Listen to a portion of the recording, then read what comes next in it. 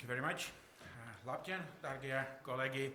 Greetings from Estonia. It's a great pleasure to celebrate the anniversary of Battle of Cēsis here in Cēsis together with you. The Battle of Cēsis plays a very important role in both of our nation's history. As in Latvia, in Estonia is also celebrated as Victory Day, one of the most important national holidays in Estonia.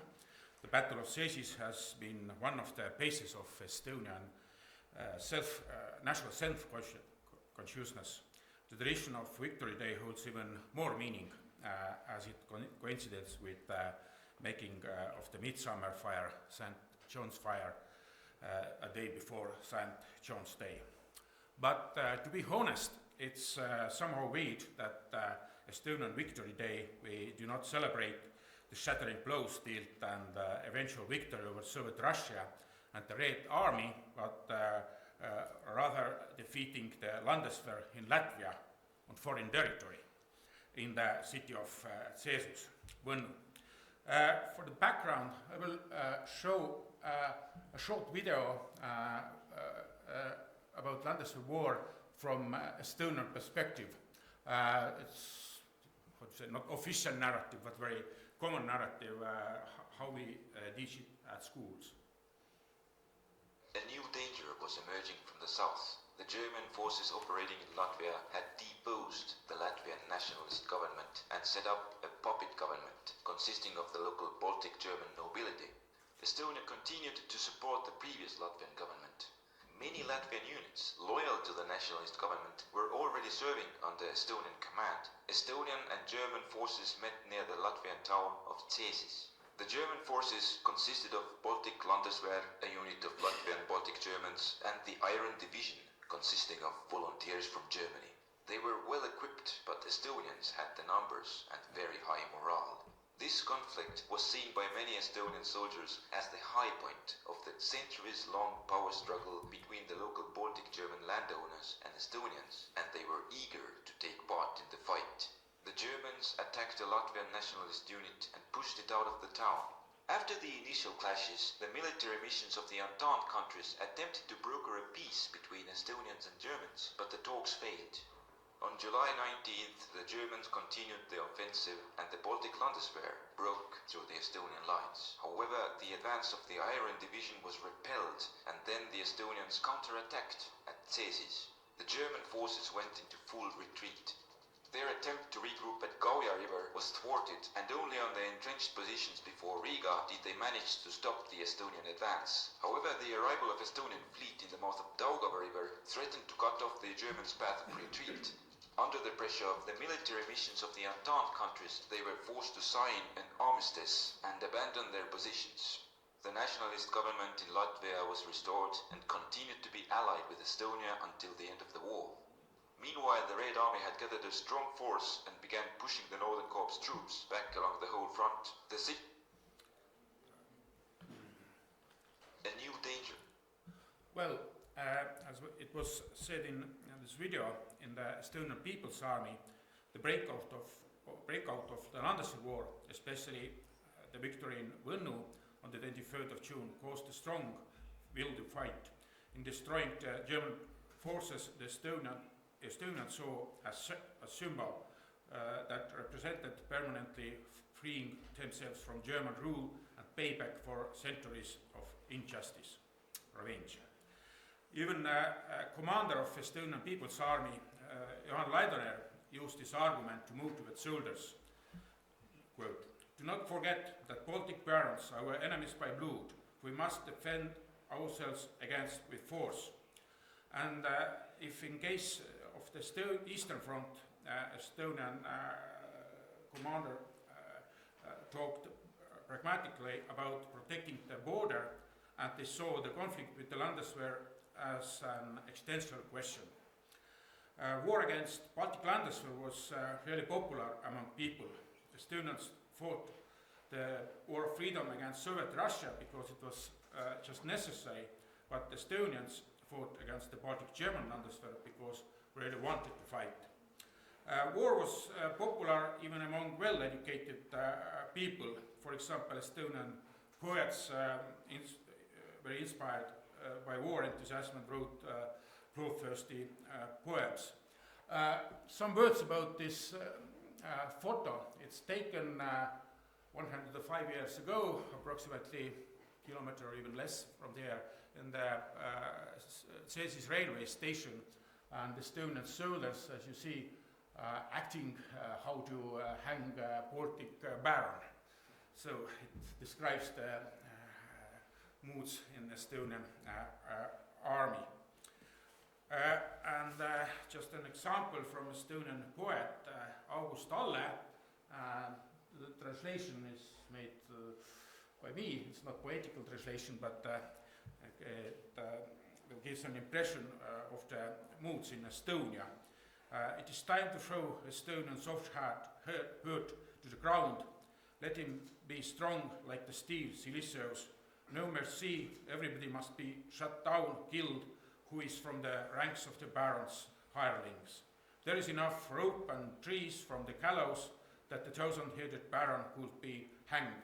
There is enough chewing arms to break neck of the black flag. And so on and so on. So the victory in the Battle of Cēsis was connected with the fight against German crusaders in the 13th century, as it was partly still, and partly still is called ancient fight for freedom, and symbolized the end of the 7 years of slavery. Since the national awakening in the 19th century, the Estonians knew how the Germans who had invaded centuries ago during the Crusades had put an end to Estonians' ancient freedom and replaced it with 7 years of slavery. The 1905 revolution nurtured the anger towards the Germans.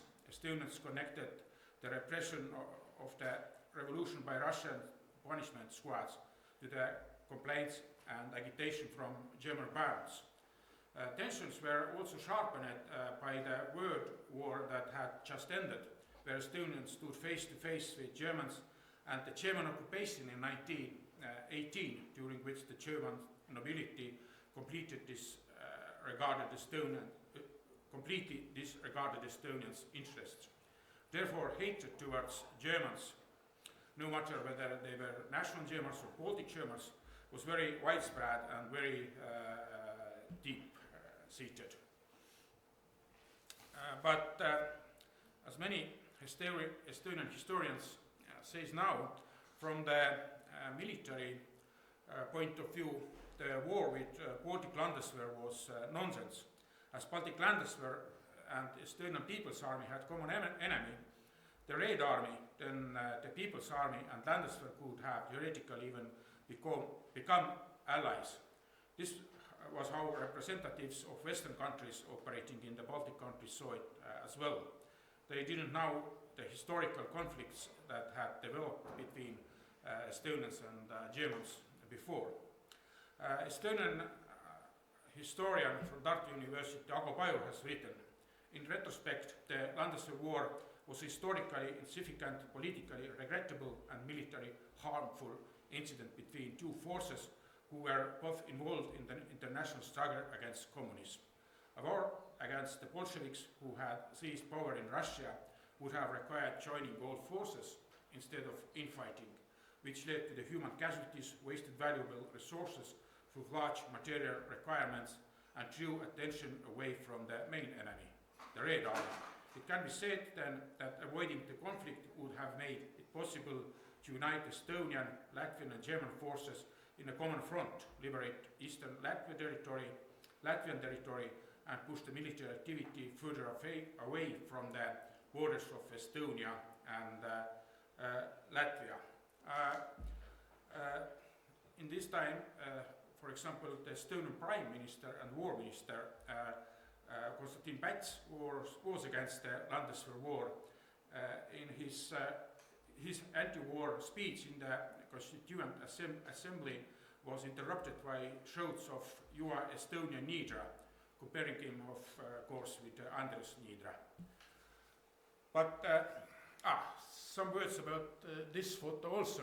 As you see, there is very tall and healthy Estonian soldier and small Baltic Landeswehr soldier who was captured as war prisoner. It's probably a propaganda photo. They have chosen appropriate persons for that photo. But let's see how 23rd of June was officially picked up as the Victory Day. Although General Ernst Põder, who led the Estonian forces in the Landeswehr War, had already given an order in 1919 in celebration of victories over ancient and treacherous enemy, cities and counties must raise flags and have military parades in local garrisons. Official celebrating started in 1934, when the Estonian parliament decided in 16th February that the 23rd of June must be national holiday and named it Victory Day. The explanation was a day commemorating all the victories and fights of the Estonian people, to remember the unending fight for the Estonian people's existence and political freedom that started in the days of Lembitu. Lembitu was half-mysterious king of Estonians who united Estonian troops in the fight against German crusaders in the 13th century.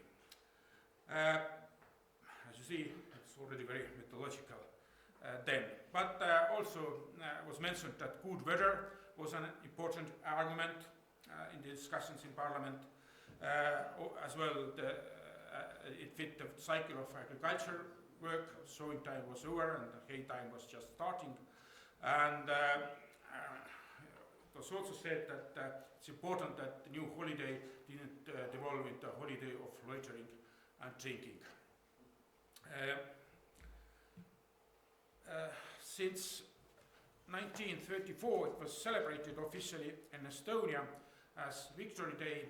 In 1334, it was celebrated at the local level, but it was suggested to raise the flags and wear national clothing. But tradition of lighting torches, what we still have, started in 1935.